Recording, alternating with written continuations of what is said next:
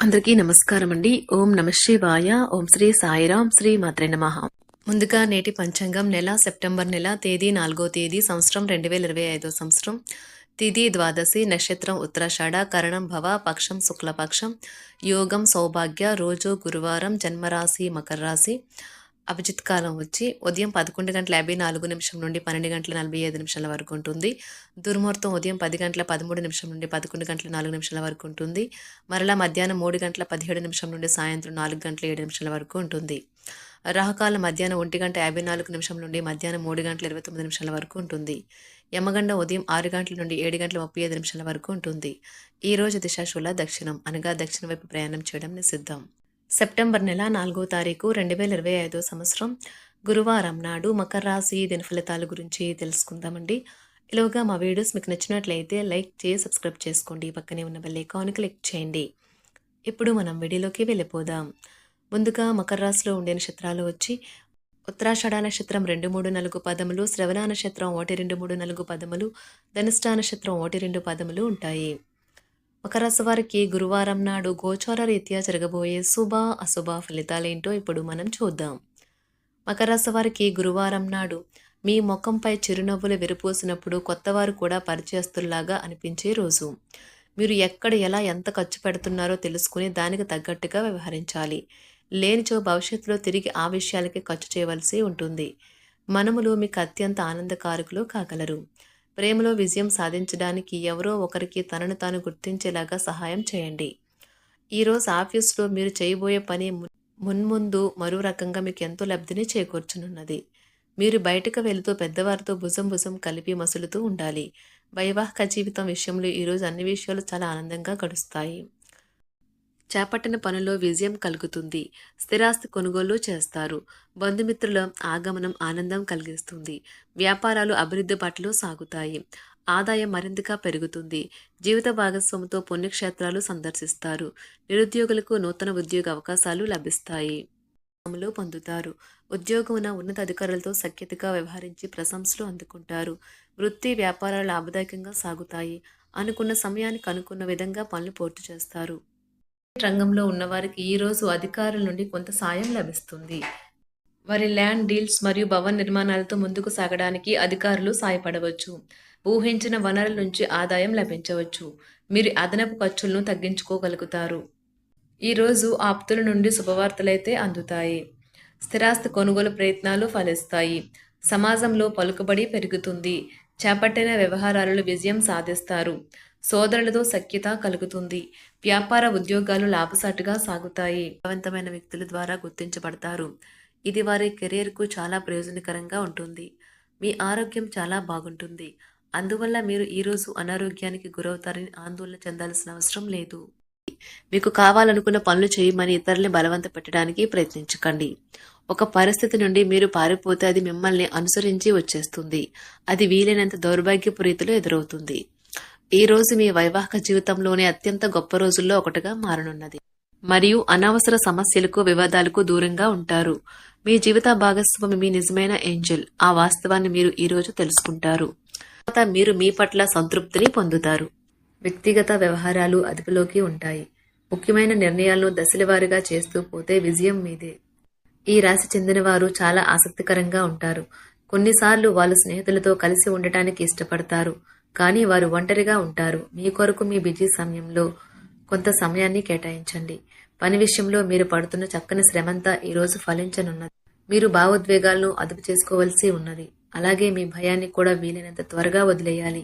ఈ రోజు ఇంటి పెద్దవారి నుండి డబ్బులు ఎలా దాచుకోవాలో ఎక్కడ ఖర్చు పెట్టాలో మీరు సలహాలు పొందుతారు.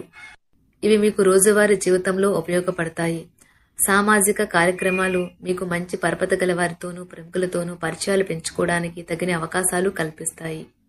మీ స్వీట్ హార్ట్ మిమ్మల్ని ఎంతగా ప్రేమిస్తున్నది ఈ రోజు మీరు తెలుసుకుంటారు.